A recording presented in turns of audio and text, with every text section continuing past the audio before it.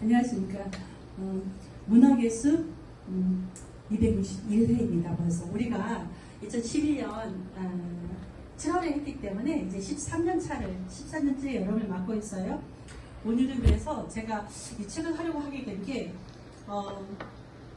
잃어버린 시간을 찾아서는 진짜 고전이잖아요. 진짜 고전인데 문학의 숲이 만 12년을 꼬박 했으면 이런 책도 한번 읽어볼만 하지 않을까 싶어가지고 제가 마르셀 프루스트의 책을 시작을 하게 되었고요. 이거는 제가 말씀드린 것처럼 우리가 이렇게 중간중간 충분히 시간을 가져가면서 천천히 우리 북클럽의 이름이 문학의 숲을 거닐자잖아요. 그래서 함께 거니는 마음으로 이 책에 대해서 같이 여행을 떠나봤으면 좋겠습니다. 그래서 오늘은 아주 간략하게 개관하고 그 다음에 이 책에 보면은 이제 번역이 쭉 되어 있는데요. 뒤에 보면은 책의 구성에 대해서 나와 있는데 오늘 우리가 할 것은 이제 1권이 지금 두 개의 1, 2, 3부로 나눠져 있는데 1권을 읽게 됐습니다. 서한내 집적으로 들어가 보겠습니다. 마르셀 프루스트 오늘 이제 이사벨쌤이 나왔으면 좋았을 텐데 불어로 제목을 멋있게 요즘에서 불어로 하는 방법 여러 달 했는데 생각이 안 나지고. 그럼 따라도 해봤으니까 한번 해보실래요? 저는 그냥 대충 이것밖에 생각이 안 나. 아라 리셰셰 디땅 베르디 우리 스키스 불어 배웠죠? 제가 한번 해보십시오. 큰 소리로. 알라 르셰셰 뒷담 베르디. 훌륭합니다. 예, 그래서 잃어버린 시간을 찾아서이고요. 마르셀 프루스트의 작품입니다. 네, 쉐익. 그리고 다시 찾다겠죠? 그러니까. 그래서 마지막 권이 이제 되찾으신 시간이더라고요. 되찾으신 시간. 자, 프루스트는 좀 단명하셨어요. 단명까지는 아니지만 어쨌거나 이제 1871년에 태어나셔가지고 1922년에 돌아가셨으면은 제 나이 제가 지금 50대 초반인데 6년 전에 태어났다. 네, 맞아요. 그러네요. 저희랑 한 100년쯤 전에 태어나셨는데 7년 돼지들이 많습니다. 네, 그리고 이제 좀 빨리 돌아가신 것 같아요. 이제 평소에 이렇게 폐렴이 있으셔가지고 건강이 안 좋으셨고요. 잃어버린 시간을 찾아서, 그러니까 이제 7권으로 되어 있는데 그 중에 마지막 되찾은 시간에서 어찌 보면은 주제로 점점 수렴해 간다고 봐야 되겠는데 거기에 있는 문장이 이렇습니다. 진정한 삶, 마침내 발견되어 환히 밝혀진 삶, 결국은 충만히 살아낸 단 하나의 삶, 그것이 문학이다. 그래서 어쩌면 저는 아직 이 책의 이제 일부밖에 못 읽었지만 이 마르셀 프루스트 삶 자체가 문학이 아니었을까. 그리고 이 책은 바로 이제 잃어버린 시간을 찾아서는 어떤 인간의 삶에 대한 어떤 재현이기도 하면서 문학에 대한 이야기인가라는 짐작을 이 문장으로 맨 뒤에 있는 문장으로 한번 해봅니다. 그러면은 마르셀 프루스트가 어떤 사람이었나 조금만 들여다볼게요. 파리에서 지금 저희보다도 한 100년쯤 전에 1871년도에 태어나셨고 1922년도에 돌아가셨습니다. 그래서 잃어버린 시간을 찾아서는 1913년도부터 1927년이면 이제 4호까지도 계속 출판이 되게 되었고요. 가정이 되게 잘 살았어요. 그래서 아버지가 이제 파리 대학 의학부 교수 정도면은 이제 잘 살았고, 이 작품에서 보면은 저기가 나오죠. 스완 하면은 되게 돈 많은 부르주아로 나오는데, 이제 마르셀 프루스트 역시 물론 이제 스완하고 비교될 건 알고, 이제 마르셀 프루스트는 이 작품에서 이렇게 나로 대변되는 그게 마르셀 같아요. 그러니까 나가 마르셀이라는 거는 명료하게 안 나오는데 한 번쯤 이제 마르셀이라는 언급가 한두 번쯤 나온다고요. 뒤쪽에서. 그래서 그렇고 어쨌거나 되게 돈 있는 집안에서 잘 사는 집안에서 태어나서 자랐습니다. 그렇지만 어렸을 때, 태어날 때부터 굉장히 허약하고 천식으로 평생을 고생했다고 합니다. 그렇게 했고, 젊었을 때부터 이제 살롬을 드나들면서 많은 예술가들과 작가들을 만나면서, 이게 저도 이 말을 처음 요번에 알았는데, 딜레탕트라는 말 들어보셨어요? 들어보셨어요? 오, 그렇구나. 예, 저 처음 들었어요. 그래서 이렇게 뭔가 이제 문해 돌아가 그래서 막 뭐 예술이나 학문, 음악 이런 것 분야에 있어서 굉장히 애호가인데 약간 좀 이러면은 좀 약간 향락적이라고 약간 부정적 뉘앙스가 좀 있는 건가요? 그런 느낌도 좀 있는데 어찌됐건 여기 보면 그래서 특히 2권, 그러니까 여기 저기 이 책에서는 2권인데 원래 책에서는 1권의 2부에 보면은 수원의 사랑, 여기에서 보면은 더더욱 어떤 이제 음악이라든지 이런 뭐 그림이라든지 이런 것들이 더 많이 나오는 것 같아요. 그래서 그 본인의 삶에서 그런 분야들을 굉장히 좋아하기 때문에 그래서 뭐 바그너라든지 쇼팽이라든지 이런 것들에 대해서 굉장히 많이 얘기하는 거 보면서 당시 그 파리의 어떤 이렇게 귀족들의 그런 이제 살롱 문화 그런 영향도 있을 테고 이번 책에 그게 나와요. 네, 굉장히 많이 나와요. 근데 예, 그래서 그리고 아마도 뒤편에서도 더 있을 것 같은데 우리는 참 사실은 우리도 저기 한강 살롱이라는 걸 하거든요. 뭔가 교류하자고. 그런데 그 살롱 문화라는 것이 굉장히 또 이제 깊이 있는 그런 있지 않았을까 싶고요. 이분이 이제 말세 프루스트가 존 어스킨의 작품들을 그 책을 이제 번역도 해요. 그래서 아미, 성서, 뭐 참깨와 백할렛을 번역도 하는데 그래서 주변 사람들은 이제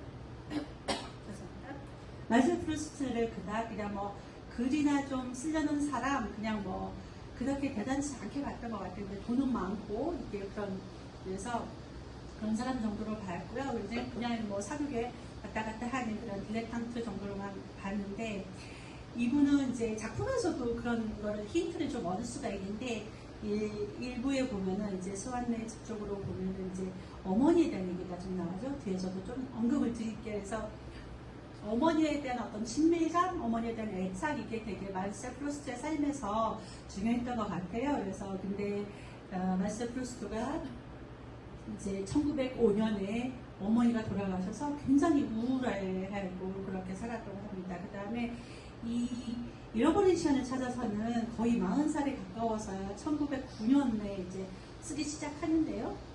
근데 1909년 가을에 쓰기 시작하는데 이제 수원내 쪽으로 이제 콩브레, 아까 제가 잘못 말씀을 하네. 일부가 이제 콩브레죠. 콩브레를 거의 대부분 가을에 샥 썼대요. 그렇게 하고 이 엄청난 그 3,000장이 넘는다고 그랬던가 이 모든 책을 4년에 걸쳐가지고 그러니까 1909년부터 1912년까지 4년 동안 거의 다 썼다고 합니다. 그리고 1913년에 이제 1차 세계대전이 발발이 있는데요. 또 하나 재밌는 것은 저도 아직 부분 읽어서 다는 모르지만 이 보면은 개인사, 개인에 대한 얘기, 자기의 어떤 감정, 추억, 어떤 주변 사람들의 얘기 이런 것들을 담고 있는데 어떤 이제 문학작품들이 의뢰할 법한 어떤 이제 큰 사회적, 역사적 그런 것들을 작품에 이렇게 담아내지는 않습니다. 그래서 문학과 우리가 만약 그동안 읽었던 작품 중에 보면은 문학과 사회, 문학과 역사 굉장히 이렇게 연결이 되어 있는데 그 말세 프루스트의 이 작품에서는 이제 전쟁이라든지 그런 것들이 안 나오죠. 그런 것 같습니다. 그리고 그 1926년도에 폐병으로 돌아가셨는데 이렇게 해설가는 그의 삶이 곧 책이었고 책이 곧 그의 삶이었다 이런 말을 하고 있습니다. 그래서 그 어떤 결과적으로 이 책을 아마도 상상을 해보면 굉장히 많은 시간을 그래도 이제 뭐 4년 동안 써내려 갔다 하지만 거의 이것만 그 시간 동안은 생각하면서 사셨던 것 같아요. 그랬을 때 아까 이제 마지막 권에서 나왔던 문학에 대한 그것이 문학이다라는 문장을 제가 읽어드렸는데 이 작가한테는 어떤 글쓰기라는 것이 자기 삶의 소명에 대한 그런 것들을 드러내는 그런 책인 것 같습니다. 이렇게 하고 그 책 뒤편에 우리 그 선생님들이 워낙에 이 책을 읽기가 힘들다, 아직 시작도 못했다, 뭔 말인지 모르겠다 막 하는데, 저도 사실은 오래전에 우리 그 파더 키스터께서 키스터 신부님이 언젠가 가끔씩 만나서 밥을 먹으면 저한테 무슨 책 읽어요? 이러면 물어봐요. 그리고 또는 이제 본인이 이제 우리 신부님께서 이제 안나가레니나랄지 그 다음에 뭐 존 스타인백의 생쥐아인가 어버마이스 앤 레이저 그거 같은 거 되게 좋다고 말씀하셔가지고 사실 문수에서도 하게 되었는데, 신부님도 책을 굉장히 많이 읽으시는 원래 뭐 문학을 하신 분이기 때문에, 그래서 잃어버린 몇 년 전에 그러신 거예요. 잃어버린 시간을 찾아서를 보는데 재밌어요 하면서 그 말씀을 하셨더라고요. 그래서 1~2권을 보신 것 같아요. 그래서 수완내 집 쪽으로 하는데, 그냥 저도 안 읽어봤으면서 의뢰하는 질문, 어렵지 않아요? 뭐 재미없지 않아요? 하니까 신부님이 읽다가 재미없으면 슉슉슉슉 페이지를 넘기고 또 봐요. 신부님이 그러셨어요. 그래서 책 읽기를 우리가 다 각 잡고 앉아가지고 하나도 놓치지 않겠다 뭐 그런 마음으로 읽을 것이 뭐가 있으랴라는 생각도 한번 해봤고, 그리고 이제 그러니까 저도 그런 생각하게 되니까 문수에서 책을 꽤 읽어왔기 때문에 그런 것도 있고, 그리고 이 책도 어떤 이제 그 의식의 흐름이랄지 이런 것들에 대해서 막 또 시간도 왔다 갔다 하고 그냥 떠오르는 대로 그 비구성적으로 이렇게 쓰잖아요. 그렇기 때문에 어찌 보면 그냥 처음 읽을 때는 이렇게 좀 뒤로 갔다가 앞으로 왔다가 하면서 읽으셔도 무방하지 않을까라는 생각을 해봅니다. 경화인이 그래서 편하게 읽으셔도 되는데, 이제 이 책을 그래서 딱 들여보니까 작가들이 우리가 너무나 사랑하는 그 이제 시몬드 보부아르라든지 그 다음에 버지니아 울프, 우리가 사랑하는 작가들이 이 작품에 대해서 굉장히 극찬을 하게 되죠. 특히 이제 시몬드 보부아르는 한없이 다시 읽고 또 읽고 싶은 작품을 하고, 그리고 우리 또 이지미 선생님이 엄청 좋아하시는 버지니아 울프는 진정으로 내게 가장 큰 삶은 프루스트다. 이 책이 있는데 과연 무엇을 앞으로 썼을까 말인가 라는 말을 할 정도로, 또 이제 알랭드 보통은 우리나라에서 굉장히 인기 있는 작가인 것 같아요. 외국에서는 옛날에 프랑스 사람인가? 이분 프랑스 분 맞나요? 제가 프랑스 사람들이랑 일을 했었잖아요. 알랭드 보통 아니냐고 하니까 모른다 해서 우리는 되게 유명하니까, 그래서 내가 발음을 잘 못해서 그러면서 알랭드 보통 뭐 열심히 했는데도 자기는 모른다. 그래서 어떤 작가들은 뭐 베르나르 베르베르 같은 작가들은 그렇죠. 그래서 우리나라가 훨씬 인기가 있는 것 같아요. 자, 다시 이 책의 어떤 기본 틀을 보면은 총 7부로 구성되어 있어요. 이렇게 쭉 써있는 것을 했다가 위키백과에 써있더라고요. 근데 제가 조금 보기 편하시라고 이렇게 뭐 표라도 만들어야 약간 노력하는 것 같아서 말이죠. 그래서 표로 해서 이렇게 제목과 출판연도 또 특이사항을 적어놨는데요. 수완내 집 쪽으로가 맨 처음에 1913년 자료를 출판했다는 거죠. 그러니까 이거를 가지고 원고를 가지고 출판사를 찾아가도 일단은 마르셀 프루스트가 아까 말한 것처럼 그리고 살롱다 드나들고 돈이 많은 부르주아고 해서 이 사람이 뭐 대단한 걸 쓰겠냐라는 마음도 있었을 것 같아요. 출판사 입장에서는. 그래가지고 처음에는 자료를 출판하게 되죠. 그런데 이제 두 번째 이제 꽃피는 아가씨들 그늘에서부터는 1919년 때는 갈리마르 출판사에서 출판을 하고, 이 작품은 이제 콩쿠르상을 받게 됩니다. 그 다음에 3번 게르만 북쪽, 4번 소돔과 고모라, 그 다음에 갇힌 여자, 살아있는 알베르틴, 이건 죽음에 대한 얘기라고 하네요. 궁금해요. 그리고 맨 마지막으로 이제 되찾은 시간이라고 있는데, 아직 이거 꽃피는 나가실 때 그들에서나 2, 3, 4, 5, 6, 7 아직 안 읽으셨죠들? 여기까지 안 나가셨죠? 우리 이제 문화하실 때 쭉 갈 겁니다. 쭉 가는데 소돔과 고모라 같은 것들 보면 어쨌거나 아직 못 읽었지만 작가가 이제 동성애자라고 하더라고요. 그래서 여기서도 이제 소돔과 고모라가 원래 성경에서는 동성애를 많이 해서 뭐 어쩌고저쩌고 하는 게 나오잖아요. 그래서 제목을 그렇게 지었나 싶고, 이미지를 검색해 보니까 잃어버린 시간을 찾아서 프로모 오모어 편에서는 이렇게 두 여성이 키스하는 그런 이미지가 두고돼 있더라고요. 그런 것처럼 이제 이런 것도 많이 했다 싶고, 재밌는 것은 꼭 그까지 안 가더라도 그 잃어버린 시간을 찾아서 2부에서 보면은 뭐 스완의 사랑에서 이렇게 스완이 사랑에 빠지게 되는 그 오데트가 나오죠. 오데트라는 아주 보티체이풍으로 생긴 이 여성은 제가 뒤에 그림 보여드릴게요. 보면은 나중에 막 이 스완이 질투심에 눈이 멀어가지고 여자한테 막 추궁한단 말이죠. 너는 혹시 그런 여성, 그러니까 어떤 이제 중개해주는 여성, 뭐다 그러죠? 요새 속된 말로 뭐 마담뚜 같은 그런 여성을 만난 적이 있냐, 뭐 이런 것도 막 물어보고 하는데, 보면은 이제 또는 어떤 여성이 이제 자기를 막 기다리고 있었다, 오댔다 그러면은 이렇게 남자도 사귀고 여자도 사귀고 아주 그냥 자유연애를 했던 것 같습니다. 아무튼 이렇게 7부로 구성이 되어 있고요. 각자가 큰 주제들도 또, 그러니까 작은 주제들 속에 이렇게 어떤 죽음에 대한 거라든지 사랑에 대한 거라든지 아니면 뭐 여러 가지 또는 다양한 공간에서 펼쳐지기 때문에 굉장히 재밌을 것 같아요. 그래서 여기에서도 보니까 그 분자가 이제 너무 책이 꾀를 부리더라고. 이제 프루스트와 함께하는 여름이라는 책을 마포도서관에 가서, 마포도서관 잘 건져야 될 텐데 마포도서관에 가서 빌려왔는데, 저도 발제가 급해서 몇 페이지만 펼쳐봤는데 꽤 좋더라고요. 그래서 이거 다 읽어야 되겠다 해서 반납이 지금 이제 연체인데 아직 반납을 안 하고 있습니다. 근데 이 책의 앞부분에 이 분이 쓰신 게 이제 이 책은 뭐라 하냐면은 문학의 정세를 아예 일변시켰다. 네, 문학의 정세를 일변시킨 이 경이로운 소설은 우리를 한세기 전 벨 에포크 시대의 파리 살롱으로 노르망디 해안의 해변으로 또는 베네치아의 서구로 데려간다. 이 소설은 우리에게 인생을 뛰어오르는 기억을, 미묘한 인간관계를, 복잡한 연애 감정을, 상상력의 효과나 예술의 아름다움을 내린다. 이제 이게 이거를까지 뭔가 글쭉글쭉한 키워드, 그리고 저 공간들이 우리가 아직 다 못 따라가 봤지만 살롱과 노르망디와 뭐 석호 이런 데까지 가게 된다는 것을 이거를 보면 아실 수 있습니다. 벨 에포크 아시죠? 그 아름다운 시대라는 뜻이겠죠? 네. 몇 년부터 몇 년 정도죠?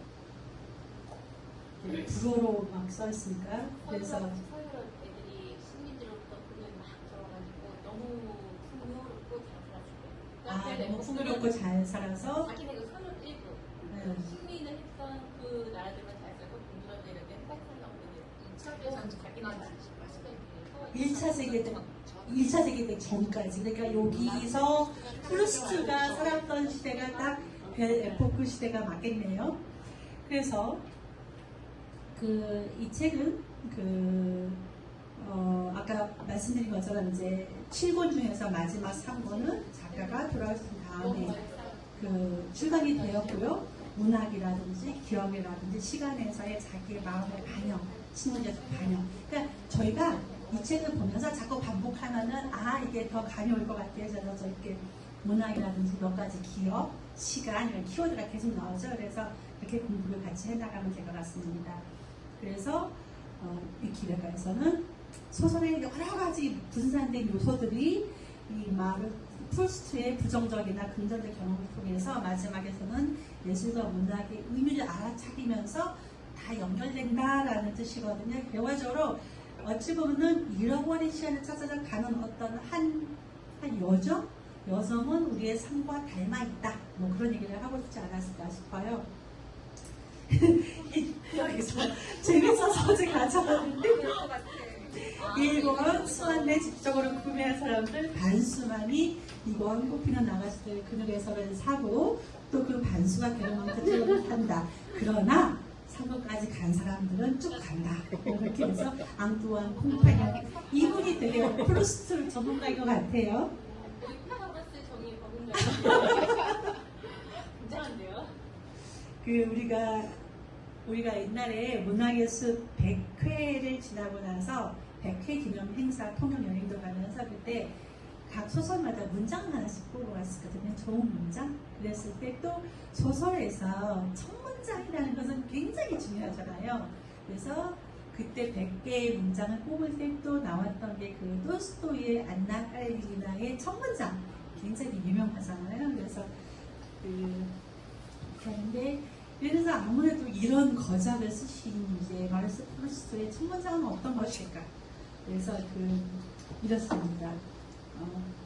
오랜 시간 나는 일찍 잠자리에 들어갔다. 이게 첫 문장인데 콩그레. 그 다음에 이런저런 이제 설명이 뒤로 붙게 되는데요. 요 짧은 한 문장을 고르기 위해서 작가는 얼마나 단어를 고심했을까 하는 생각을 하면서 자는 것 그리고 오랜 시간이라는 것이 이 짧은 두 단어가 담고 있는 어떤 의미 이런 것들을 상상해 보면서 내가 작가라면 나는 뭘 어떻게 했을까 하는 생각을 한번 해보면 재밌을 것 같아요. 스완네 집 쪽으로는 스완네 집 쪽에서 1편 콩물에는 많이들 읽으셨는데 여기는 진짜 문화교수 모범생들이 다 나오셨어요. 그러니까 그 나로 1인칭 화자로 이제 진행이 되잖아요.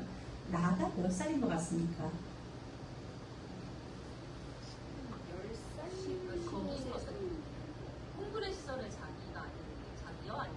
콩물의 시절. 아, 7살? 아직 어린 것 같았어요. 예, 근데 만화 10대 초반 연주. 아니 이게 근데 사실은 회상이잖아요.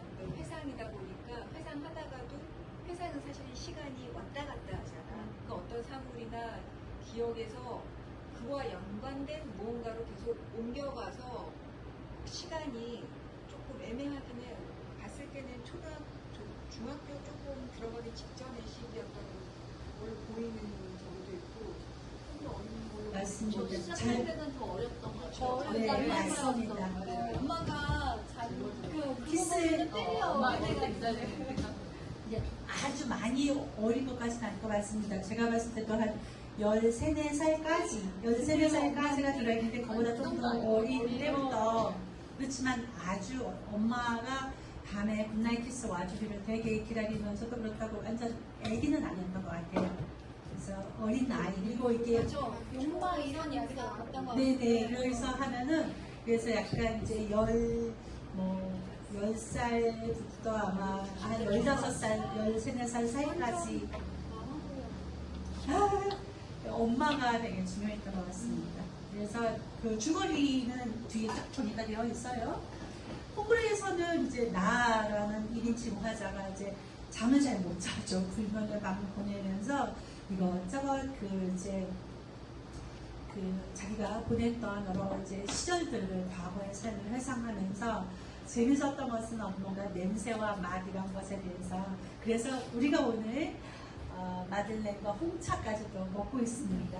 홍차 한 모금 마시면서 먹었습니다. 홍차 가져와 주셔가지고 맛있네요. 아까 먹은 이제 마들렌도가 있었고 홍차도 맛있습니다. 제가 뒤에 질문 적었는데 우리 선생님들은 삶에서 어떤 특정한 냄새와 맛을 기억되는 게 있는지 이따가 얘기해 주세요. 그렇게 어떤 기억들이 그냥 기억이라는 것은 아무렇게나 떠오르잖아요. 그렇게 떠오르는 것들에서 과거에 자기 사람들 이런 것들을 하고 또 게르망트 쪽을 산책하면서 뭐 글을 쓰고 싶은데 잘 쓸 수 없었다 그런 무렵 이런 것들이 이제 여러 가지 이렇게 쭉 펼쳐놓는데요. 저는 전에 지우가 이제 산책과 시 뭐 이런 것도 문은숲에서 한 번 들어간 적이 있는데 이때 파리 그때도 설명하거든요. 되게 걷는 사람들, 걷는 시민들 여기서도 산책이 되게 중요하게 나오는데 여기서도 역시 콩그레에서도 이제 나도 이렇게 밖에 돌아다니면서 산책도 하고 하죠. 그리고 2부에 보면 샹젤리제도 그 당시 사람들이 산책을 많이 하는 거. 그러니까요. 샹젤리제 저는 마지막으로 샹젤리제 갔을 때는 여러 가지 다국적 그런 패션 브랜드에서 거기 가서 여기서도 살 수 있는 그런 브랜드를 내가 왜 기억을 했나 라는 생각이 들더라고요. 그게 무슨 물이죠? 망고 말고 뭐죠? 그런 자라? 자라, 맞아요. 자라 같은 게 샹젤리제에 있더라고요. 그래서 저 저렴한 옷 입나 뭐라도 사볼까. 샹젤리제에서 자라 같은 데 기억했던 게 그것도 있었다. H&M이 그런 거죠? H&M도 그런 그쪽 브랜드죠?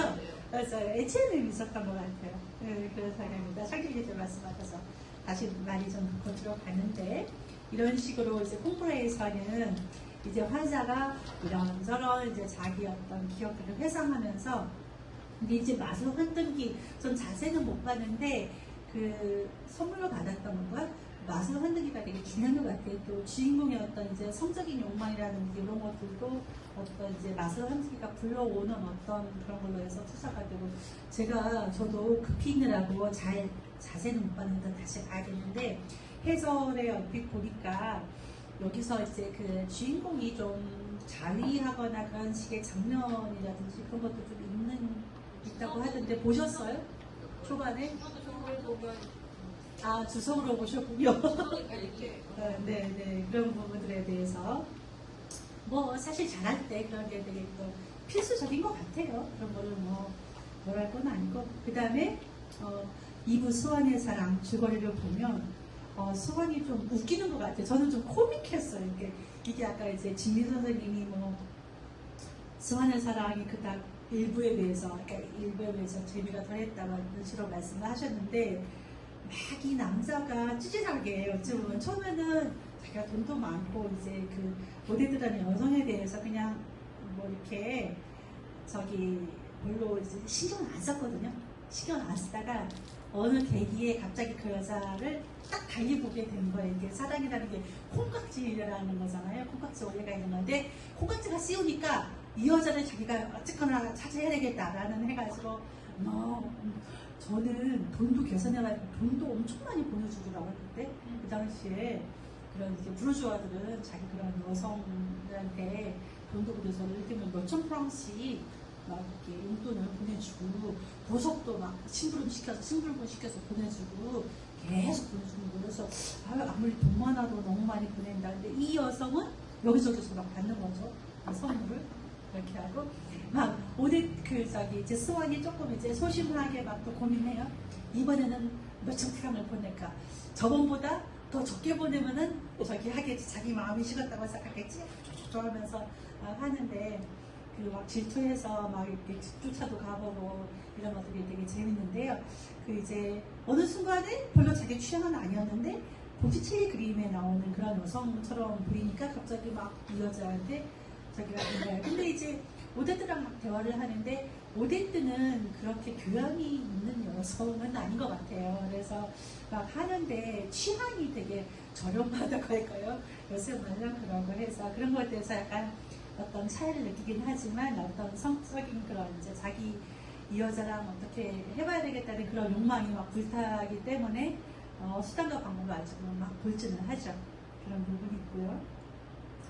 그 다음에 이 책에 한 권에 한 주씩이 있는 것이 아닌가요? 여기 잃어버린 시간을 찾아서 7권에서는 이제 2개로 나눠져 있고 이 1권 수완의 집중으로는 1, 2, 3부가 나눠져 있는 거예요. 그래서 3부는 고장의 이름 다시해서 또 이름 이렇게 되어 있고요. 이거는 이제 좀 조그맣게 있어요. 그래서 뒤에 내용 참조하시면 될 것 같아요. 이게 아까 이제 파리 산책 풍경들 이제 볼로뉴 숲 가봤는지 안 가봤는지 기억이 안 나요. 파리에 가셨을 때 볼로뉴 숲 가셨나요들? 기억이 안 나는데 이게 여기 밑에 있는 그림도 이것도 이게 볼로뉴 숲에서의 자전거 어쩌고 저쩌고 하는 그런 그림인데요. 어떤 풍경인지 좀 이렇게 감 오시죠? 다시 이제 인물들로 조금만 들어가 볼게요. 그래서 화자인 나는 책 읽기를 좋아하고 장차 작가가 되길 열망하니까 이제 마르셀 프루스트를 좀 다 빗대지 않았을까 그렇게 생각이 들고요. 그래서 갇힌 여인에서 알베르틴이 프루스트 세레미 마르셀이라는 이름을 호명한다 라는 게 나옵니다. 아버지와 어머니가 이제 한 가족이 쭉 나오죠. 그래서 아버지도 어머니도 나오고 또 이렇게 조부모도 나오고 하는데 이제 아버지는 굉장히 사회적 지위가 높고 이제 어머니는 굉장히 남편과 자식밖에 모든 그런 사람. 그리고 스완, 그 스완의 사랑 영화도 있더라고요. 그래서 스완은 아주 부유한, 그 역시 돈이 여기서는 돈 가진 사람들이 되게 많이 나오는데, 부유한 증권중개인 아들로 콩고레에서는 아버지, 나의 할아버지 정친이어서 이 콩고레에 있는 집에 제일 자주 찾아오는 손님이 이제 스완밖에 없었어요. 그러다가 나중에는 스완이 게르망트 공작 부인 사단에 이렇게 들어가게 되는데, 그 게르망트 공작 부인이 이끄는 그런 이제 뭐라 그럴까요? 살롬 이런데 그런 사륙에 들어가게 되죠. 그래서 오데드라는 이제 화류계라는 말이 이것도 재밌어요. 그래서 저기서 보면 수원에 오데드한테 빠지잖아요. 이게 내가 연도를 찾아보니까 1877년에 북제우스가 있거든요. 그래서 거기 북제우스 같은 데가 왕자 사회까지 아름다워서 오데드잖아요. 의도적으로 그런 이유가 있었을까요? 근데 오데드라는 이름을 수원 씨가 좋아한다고 해서 거기서는 굉장히 아름다운 오데드고 아기 블랙선을 낳은 여자잖아요. 그래서 딱 이 시기에 나왔네? 시가? 그렇군요. 차이콥스키가 워낙 유명한 스타일이니까 차이콥스키 부주에서 네, 근데 부주스가 1877년이니까 1877년 충분히 그거를 생각했을 수 있다. 네. 재밌습니다. 또 이렇게 참고해서 또 한번 나중에 또 검색도 해봐야 되겠어요. 오데드는 그래서 이 보티첼리 벽화에 나오는 여인과 흡사해서 수완이 아주 이제 빠졌죠. 그리고 이제 수완의 질투를 많이 이제 질투하게 하고 나중에 수완과 결혼도 하게 되는데 뭐 출신이 이런 거는 중요하지 않나 봐요. 이런 건 참 좋아요. 요즘 우리나라도 그렇게 많이 된 것 같기도 하고요. 외웠죠? 출신은 중요하지 않습니다. 근데 저 당시는 저런 코르티잔이라고 해서 네. 저런 여성이 많았대요. 네, 제가 코르티잔 저도 위해서 찾아가서 우리 혹시 공부 많이 하셨습니까? 그래서 잠시 뒤로 가볼게요. 게르망트 공작 부인이 나오고, 그러니까 여기 보면은 책의 앞에 쭉 인물들 정리되어 있으니까 그거 보시면 될 것 같아요. 이렇게. 예. 사람이 약간 친구들과의 사랑을 친이도 그렇고 어떻게 보면 예수 같지만 천리과 이런 사람들도 많이 나오고 예. 네, 이건 주석의 사건도 있고 성실한 사랑하는 게 프랑스에서 너무 그냥 마치 하나의, 옛날에 뭐 이를테면, 조금 다른 얘기일 수 있지만, 옛날에 이제 이를테면 뭐 기사부 같은 것도, 기사들도 뭐 귀부인을 사랑하고 또 이렇게 하는 것이 하나의 뭐 굉장히 어떤 것처럼, 살롱 문화가 이제 그래서 이 여기서 되게 핵심적인데요. 살롱은 이제 귀부인의 테라스에서 시작되었다라고 하는데, 차를 마시면서 이렇게 하다가 살롱 주인 마담이 되게 중요하다고 하죠. 그래서 그 마담들이 자기 살롱을 이제 개최도 하고 어떤 사람들과 어떤 주제로 이렇게 얘기를 하느냐가 되게 중요한 것이죠. 그래서 살롱이 굉장히 뭔가 지적인 교류의 장이기도 하는데, 어쩌다가 한국만 그렇죠. 일본도 그럴 거야 나 모르니까 했는데, 어쩌다가 이렇게 마담과 살롱이 술을 마시고 막 어떤 돈을 주고 가는 그런 곳이 있는 것 같습니다. 그래서 아까 진미 선생님이 코르티잔 말씀하셨는데요. 이게 바로 그런 여성, 오데드 같은 여성을 코르티잔이라고 하는 것 같아요. 그래서 이때가 이제 말세 프루스트가 살았던 때가 딱 19세기 말 20세기 초 부분이잖아요. 이때 이제 프랑스 문학과 예술에서는 이제 살롱과 코르티잔이 중요한데, 이거는 그때 그 당시 이제 귀족이나 부르주아들이 코르티잔을 두는 것이 어느 정도의 어떤 문화였다. 그리고 이제 코르티잔은 굉장히 이렇게 부정적인 게 아니라 굉장히 이렇게 유명 인사였고, 패션과 스타일, 행동이 곧 가시거리가 되는데, 여기 이제 수원의 사랑에서 보면은 오데트 패션이 굉장히 상세하게 묘사가 되거든요. 이렇게 프로스트 자체가 패션에 관심이 굉장히 많았던 것 같기도 하고, 또 세심하게 되는데, 또 이렇게 친구가, 그러니까 이제 오데트가 파리 시내를 막 이렇게 멋있게 차려입고, 활보를 하잖아요. 딱 가면은 친구가 가서 어떤 차림에 어떤 조끼를 입고 이렇게 걸어가더라 라는 말고, 막 오데트가 수원이 엄청 질투부터 좀 그렇게 잘 차려입어서 어떤 논팽이를 만들어 가는 것이야. 그런 마음이 드는 것이죠. 그런 식으로 굉장히 그 파리가 가보셨지만 작은 도시잖아요. 굉장히 작은 도시잖아요. 그러니까 정말로 거기도 이제 길 건너 다 이제 알만한 사람은 알았을 것 같아요. 그래서 펄치 시선으로도 넓은 범위로 조조드 사운드, 루살롬에도 하는데 루살롬에 아시죠? 그 칸트가 너무나 사랑했던 니체랑 맞아 칸트라고 내가 잘못 니체랑 봤습니다. 니체 그렇죠. 패션나 니체랑 그렇죠. 몇몇의 유명한 사람들을 되게 흔들었던 게 이제 루살롬이고 조조드 사운드도 작가잖아요. 이런 분들도 이제 콜티자로 쇼팽? 그런 식으로 그래서 높은 교양과 지성을 갖췄다. 이렇게 설명을 하고 있습니다. 이런 모습들. 이런 거 많이 봤죠? 네. 갑자기 쇼팽에 쇼팽이요. 예. 그래서 여기 뭐 파티에 동행하는 커피숍 보면 굉장히 화려하고 이쁘고 그렇죠. 이런 사람. 첫 번째 그림은 어머니 유명한 홈버드 부인인데 어느 미술관에 네. 루이 14세에서도 정치와 재계와 문학을 다 주고 있었던 그 저분의 거죠. 저분의 살롱에는 발자국부터 시작해가지고 반대 유명한 사상가부터 다 들어가서요. 거기 그렇군요. 무슨 유명한 성에 살지 않나? 무슨 그 프랑스 파리 외곽에 있는 유명한 성이 있는데 이름이 생각 안 나는데 저분의 그림은 굉장히 여러 가지 버전이 있는데 항상 책에 책을 들고 있어요. 그러네요. 항상 책을 들고 있고 굉장히 많고 그리고 돈도 루이지가 아까 말했듯이 문학이나 그 사상의 섞들 굉장히 많이 있고 그동안 굉장히 화려하고 샴페인을 전 세계에 퍼뜨린 인사입니다. 굉장히 화려하고 해서 그러니까 이제 코레티자를 검색하면은 이 여성이 제일 먼저 나와요. 대표인이라고 해야 될까요? 이게 무슨 부인이라고요? 마담 퐁파두르라고 원래 퐁파두 그림도 가서 본 것 같기도 한데. 성씨 이름이 생선을 파는 무슨 이런 성씨예요. 그래서 되게 하층인데 얼굴이 예뻐서 그 친구 얼굴 하나로 이렇게 부인 마담 퐁파두르가 이래가지고 어린 데서 그냥 보내버렸어요. 네, 그래서 저분 다음 세대 왕비가 많이 안던 그 손에 책을 들고 있습니다. 이렇게 화려하고 해도 이제 살롬을 이끌었던 그런 사람이라고 하네요. 우리 조은혜님이 말로는. 그래서 이제 이 책에서 귀족과 부르주아 계급이 굉장히 중요하게 나오죠. 그래서 부르주아지들이 그렇게 어떻게 살아가는지 그런 얘기도 이제 우리가 볼 수가 있죠.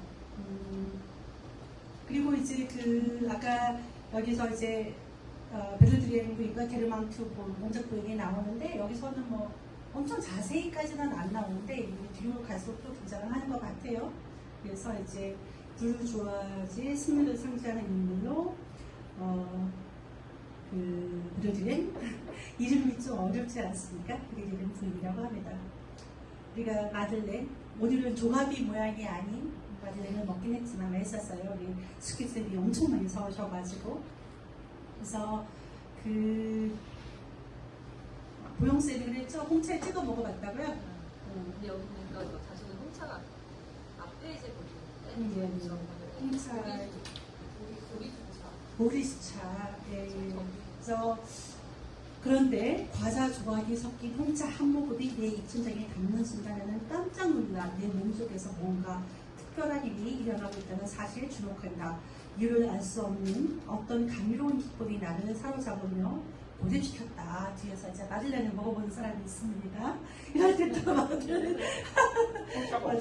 네네 홍차 뒤에 우리 또 홍차 티백으로도 또 가져와고 많이 있으니까 많이 드십시오. 이게 여기서 이제 각주 이렇게 번역자께서는 김희영 선생님께서는 이게 그 어머니랑 연결이 된다라고 하네요. 마들렌이라는 마들렌이 어머니랑 연결이 된다고 하고요. 참 어머니라는 게 어려운 것 같아요, 그렇죠? 그래서 어머니에 대해서는 뭔가 긍정적인 감정과 부정적인 감정, 어떤 양가적인 감정이 대체로의 모든 특히 아들들한테는 많이 있는 것 같아요. 딸들은 무조건 대체로 어머니 편인데 아들들은 좀 이렇게 양가적인 감정을 갔을 때가 많은 것 같아요. 그 오데트 너무 재밌어요. 막 너무 여우 같아요. 그러니까 그렇게 많은 남자와 여자 애인들을 두지 않았을까. 그리고 나중에 엄청 돈 많은 스람과 결혼도 하고요. 되게 삶이 세속적인 의미에서 성공했다. 우리 주변에도 가끔 보이죠. 뭔가 어떤 이제 외모나 어떤 이제 사람을 잘 유혹하는 그런 기술로 인해서 엄청난 부와 명예는 모르겠다. 부를 거머쥐는 사람들이 종종 보입니다. 누구라고는 말하지 않겠습니다. 말하면 안 되죠. 자, 근데 여기서도 저도 재밌었는 게 이제 스완이 오데트네 집에 갔다가 담배값을 놓고 가요. 그러니까 이제 이 당시는 편지를 보내고 왔다 갔다 하는 게 유행이었나 봐요. 편지를 그래서 오데트가 많은 시간을 누구한테 편지 쓰는데 꽤 시간을 하루에 뭐 거의 이제 일상으로서 편지 써서 보내는 하루가 그래서 담배값 놓고 가니까 거기에 대해서 수완한테 편지를 보내서 왜 당신 마음도 두고 가지 않으셨나요? 마음이라면 돌려드리지 않았을 텐데 그래서 엄청 꼬시는 거예요. 되게 꼬셔. 보티첼리 그림 속 모습이라고 닮았다고 하는데 여기 보면 이번에 69페이지부터 70페이지 부분에 인용을 좀 했는데요. 몇 페이지 걸쳐서 이 외모를 쭉 하거든요. 묘사를 하거든요. 그러니까 이 마르셀 프루스트 우리 선생님들이 책 읽기가 좀 어려웠던 부분이 이렇게 묘사가 엄청 상세하고 너무 늘어지고 막 그렇게 하고 또 뭐 마침표를 안 끄고 붙이고 또 문장 속에 문장이 있는 것처럼 막 뿌리 놓는 거가 좀 어려운데 그래도 그냥 마음 놓고 읽으면 그냥 주어와 수업을 꼭 찾아야 되겠다는 마음 갖지 않고 문장의 자유를 맡기면 읽으시면 할 텐데요. 이렇게 보면은 제포락 이 여성을 닮았다고 하는데 이게 그림이 이거는 아까 저기 거죠. 비너스죠. 이것도 보티첼리 그림이죠. 그래서 보티첼리 그림의 여성들이 보면은 여기 작품에도 이제 묘사가 나는데 약간 이제 오데트가 고개를 약간 기울여서 키스를 하거나 기울여서 자기한테 쳐다보거나 이런 거에 되게 이제 좀 이렇게 아주 그냥 이렇게 반해서 어쩔 줄을 모르는 거예요. 제가 뭐 속된다다가 막 떠오를 것 같아서 그러면은 안 되고 고상하게 해야죠. 여기서 보면 이게 모세의 아내 제포라라고 하네요. 이게 성화인 것 같아요. 그래서 성화이고요. 그 모습을 닮았답니다. 굉장히 미인이죠. 모세 와이프가 이렇게 미인인 줄도 처음 봤습니다. 어머니에 대해서 콩그레에서 이런 문장이 있어요. 그래서 밤새도록 엄마 품에서 올 수만 있다면 그런 것을 모두 버려도 좋다. 나는 몸을 떨며 어머니의 눈길에서 내 불안한 눈길을 떼지 않았다. 이런 식으로 해서 어머니에 대한 갈망 이런 것들이 굉장히 강했던 것 같아요. 약간 좀 우리가 어렸을 때 저도 아들을 키웠고 여기 아들을 키우신 분들이 꽤 있네요. 애착 관계를 우리가 보통 영세 3세 하잖아요. 영세 3세가 되게 중요하게 생각이 되고 하는데 모르겠어요. 그래서 그때는 저도 막 이렇게 영세 3세 때는 좀 아이를 좀 스킨십을 많이 하려고 하는데 우리 엄마가 지금도 이렇게 치매셔서 엄마가 저에 대해서 서운한 게 그때의 기억인데요. 아이가 이제 영세 3세 때일 거예요. 그러니까 저는 직장에서 퇴근을 해서 아이랑 같이 자고 싶어 하는데 지우는 이제 좀 할머니랑 종일 보냈으니까 어떨 때는 할머니랑 자려고 하잖아요. 그럼 내가 데리고 와서 억지로라도 데리고 와서 옆에서 자려고 하면은 엄마가 그게 되게 서운해서 나가요. 그래서 지금도 저에 대해서 기억을 많이 옛날 기억을 못하고 즐겨 못하시지만 지우에 대해서는 엄청 착한 아이였다는 얘기 한 6살 때 그리고 두 번째 저에 대해서 이 나쁜 연아 하면서 너 지금도 지우가 너를 안 찾지 않냐 그렇게 나한테서 강제로 데려가지 않아도 나이가 들면 당연히 엄마를 찾는데 왜 그때 그렇게 이렇게 했냐 하면서 그렇게 해서 엄마한테 그런 욕을 먹었습니다. 지금도 욕을 먹고 있습니다. 가끔씩. 예, 아니 근데 그 정도 욕이면 양호하죠. 뭐 6년 동안 좀 괜찮습니다.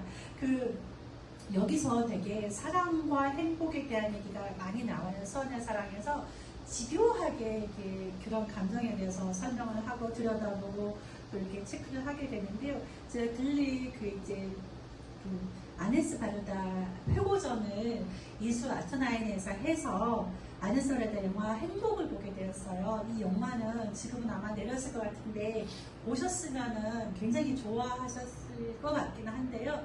고전이에요. 그러니까 아네스 바르다 행복을 보면은 어쨌거나 되게 젊은 남성, 그러니까 아주 단란한 가정의 남편이 자기 와이프랑도 잘 지내고 아이들도 너무 어려서 이렇게 잘 지냈는데 그 주말이니까 주중에는 일하고 주말에는 가족끼리 피크닉도 가고 막 이렇게 단란한데 어느 날 우체국에 갔다가 한 여성을 만나게 돼서 그 여자를 좋아하게 돼요. 그러고 나서 그 여자한테 뭐라고 하냐면 당신과 같이 있게 되면 나는 행복할 것 같다.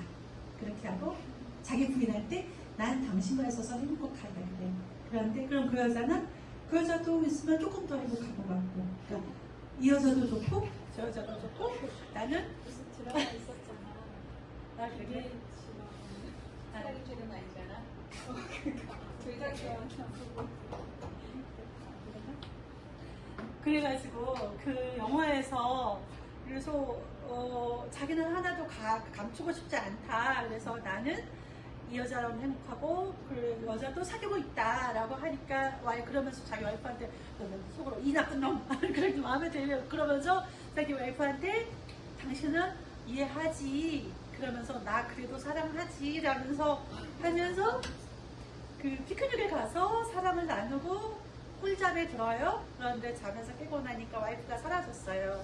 아내가 사라졌어. 아내가 어떻게 됐을지는 상상에 맡깁니다만 누가 맞추면 제가 선물 드릴게요. 어떻게 됐을까요? 잠에서 깨어나는데 아내는 없어졌어. 자, 여기는 조용히 계시고 자, 어떻게 됐을까? 죽을 이상? 아, 딱 빙고. 예. 강물에 빠졌어. 예, 물에 빠져서 죽었어요. 아, 역시 잘하십니다. 네, 그런 식으로 해서 행복이에요, 제목이. 근데 그 영화, 그러니까 아네스 바르다가 그 할머니인 거 아시죠? 여성이고요. 그러니까 내 말은 할머니 때 돌아가셨고 아네스 바르다 진짜 멋진 감독인데요. 그 아네스 바르다가 저기 이렇게 페미니즘 영화도 꽤 많이 만들어요. 그래서 제가 이분이 절대 남자를 옹호하려고 행복이라는 영화를 만들지는 않았다라는 그런 말씀을 드리고자 하는 것이고, 그리고 그 영화의 마지막 장면은, 영화를 안 보실 것 같으니까 그냥 말씀을 드릴게요. 시급했지만 마지막 장면은 그 원래 가족의 원가족의 두 아이를 데리고 새로 만난 여성과 그 남편이랑 이렇게 네 가족이 손잡고 이렇게 소풍을 가는 걸로 끝나요. 첫 장면은 원래 가족이 소풍을 그렇게 가고 마지막 장면은 그렇게 끝나요. 재밌죠? 아무튼 약간 그 남자 밤새 피크닉 가서 하잖아요. 피크닉 가서 저렇게 하는 게 유행했나봐요. 아니 그 필라델피아 점심 식사가 보면은 중국과 면접 찾아봤는데 1862년 그때 나온 그 그림인데 그 아내가 필라델피아 점심 식사 보면은 그 뒤에 처녀들이 하고 나서 이렇게 씻고 있는 장면이 나오거든요. 그러니까 걔가 하고 싶었던 말은 약간 돈 있는 남자들이 당시에 소품 쪽으로 약간 그런 교회로 가서 그렇게 하는 펄비싼 게 입고 와가지고 사람들이 굉장히 흔했대요. 그걸 꼬집기 위해서 너네 유설 꼬집기 위해서 보여주고 있다고 하는데 그래도 피크닉이 나와가지고 네, 그래서 행복이라는 제목의 영화였고요. 그래서 여기서도 이제 스완도 오데트를 사랑하면서 계속 그런 생각을 하죠. 그 행복과 불행, 뭔가 또 사랑의 그 감정이라는 것도 콩깍지로부터 시작이 되는 거지만 굉장히 이제 휘발적인 그런 것 같아요. 그런 얘기가 나오고요. 또 뭐 좋을 때는 이제 둘이서 막 할 때는 막 피아노 치라 그러고 할 때마다 키스하고 막 놀이하듯이 그래서 그렇게 하고 있습니다. 그래서 네, 나중에 보십시오. 맨 마지막 문자. 1시간 동안 나누는 입맞춤은 5월 들판을 피어나는 꽃만큼이나 해야 될 수 없다. 엄청 그냥, 그래서 뒤에서 이제 오데트가 막 엄청 귀여운 목소리로 말했겠죠.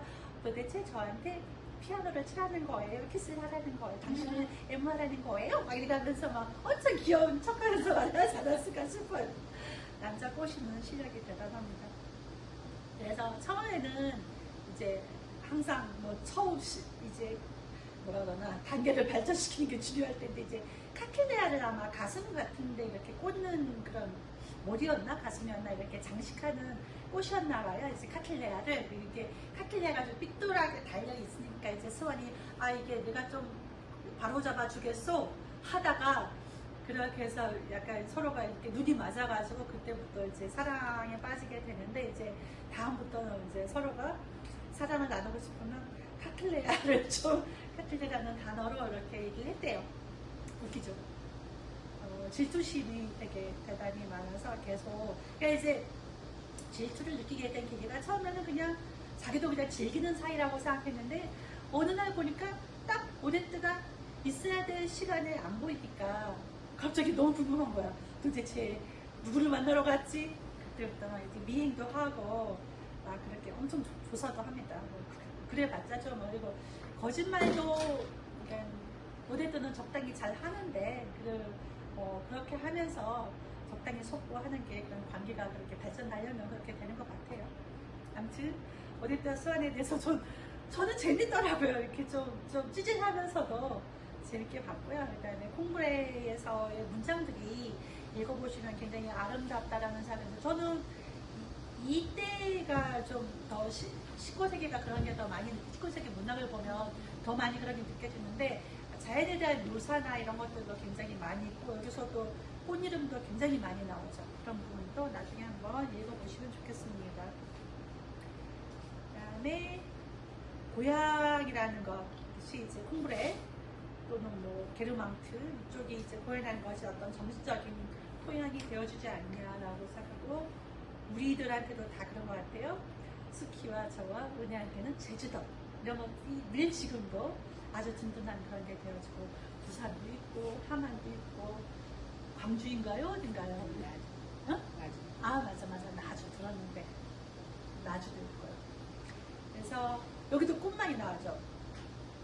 뭐 날락, 산사꽃, 수레꽃과 기암귤이 사과나무가 있는 네세 글리즈 쪽과 올챙이가 헤엄치는 내과와 수령과 금빛 미나리아 제리가 있는 게르망트 쪽은 내가 영원히 살고 싶어하는 고장의 모습이었다. 요게 산사꽃, 산사나무가 많이 나와서 제가 검색해봤는데 약간 찔레꽃 닮지 않았어요? 느낌이? 산사꽃. 성경에도 산사, 뭐, 이렇게 산사나무에 떨기에서 뭐, 불이 붙는가, 뭐, 그런 성경 어쩌고저쩌고 해서, 내가 성경책을 거의 안 읽은 사람인데, 그게 떠오르네요. 그 다음에 이제, 질베르트라는 소녀가 나오는데, 그 잠깐 나와요. 근데 아마 뒤에도 나올까요? 질베르트와 여기, 저기, 이곤에서는, 아까 그 주민 선생님 말한 것처럼, 샹젤리스에서 같이 만나서 놀고 이런 게 막 나오죠. 근데 질베르트에 대해서 묘사할 때 이런 것도 되게 좋은 것 같아요. 자기는 질베르트를 첫사랑으로 좋아하는데 질베르트는 이미 전설적으로 나를 향해 달려오고 있었다. 어느 무슨 존재가 막 나를 향해서 달려오는 듯한 그런 걸 묘사하지 않았을까라고 생각을 해봅니다. 아무튼 저는 초반부에 그 나오는 문장인데 이 콩브레의 추억을 읽으면서 어떻게 어떤 시간을 의인화하는 게 더 재밌더라고요. 근데 그런 것 때문에 우리 선생님들의 읽기가 더 어려웠을 수도 있어요. 그러니까 여기서도 콩브레 정원의 마로니에 그에서 보는 화창한 일요일 오후들이여 내가 그대들을 생각할 때면 하고 이렇게 의인화를 하기 때문에 읽기가 어려울 수도 있지만 또 뭐 자주 보다 보면 그래서 거의 다 했고요. 그래서 뭐 저도 아직은 우리가 1권밖에 안 읽었지만 한 인간의 삶을 어떤 추억으로 짜고 옷을 만들듯이 하나하나 직조해 나가는 그런 어떤 책이 아닌가라고 하고요. 그리고 이 누구나 우리의 삶에는 어떤 가족이 있고 주변 사람들이 있고 또 문학과 예술이 있어야 온전한 어떤 인생이지 않을까라고 생각을 해봅니다. 이게 아마 마르셀 프루스트는 이 얘기를 하고 싶지 않았을까라고 하고요. 다 했습니다. 그래서 이제는 좀 편안하게 마들렌과 홍차를 먹으면서 우리가 잃어버린 시간 찾아서가 왜 읽기 어려웠는지 그리고 이 책이 왜 그렇게 아주 명저가 됐는지 그리고 좋았던 부분에 대해서 또 말씀해 주시고요.